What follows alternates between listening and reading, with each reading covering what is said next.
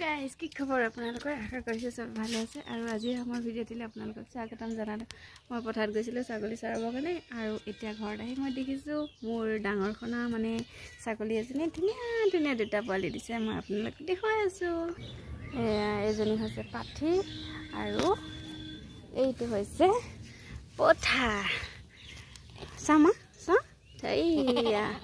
দুটাও ক্ৰছ পোৱালি হৈছে F1 হয় এইটো পঠা স্বাস্থ্য যথেষ্ট ধুনীয়া আছে ঠিকে আছে এইটো পঠা আৰু